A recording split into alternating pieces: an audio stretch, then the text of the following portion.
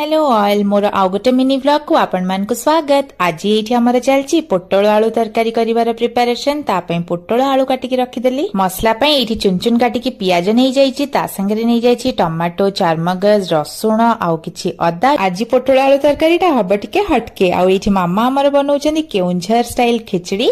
तापई एठी देसी मुग आउ चाउल रेडी। आपण माने किए किए केउंझर स्पेशल मुग खिचड़ी खाइछन्ती मते कमेंट सेक्शन रे लिखिकी जणैबे। खाइबा लोक तो निहाती रे जानि केते डिफरेंट और बढ़िया है खिचड़ी रा टेस्ट। सेही भितरे मु भी पोटल आलू झोल पई मसला बाटिकी पोटल आलू भाजी सारलेनी। हमर खिचड़ी देखंतु एठी रेडी। और मामा टिके टेस्ट करूचंदी केमती बनिची। बनितिला तो बहुत बढ़िया। एई पोटल आलू झोलर जदी रेसिपी दरकार आपण मोर फुल व्लॉग चेक करि परिबे। बहुत ही टेस्टी और डिफरेंट बने। सब रोसई बास सारला परे एठी मु बसुकी शांति रे टिके खाउची। बहुत ही टेस्टी टेस्टी खाना। काली जो छेना तरकारी बनैतली सेईटा भी टिके बळितला तो ताकू भी नेई आसीची। एमती टेस्टी टेस्टी खाइबा संगे व्लॉग एंड कली।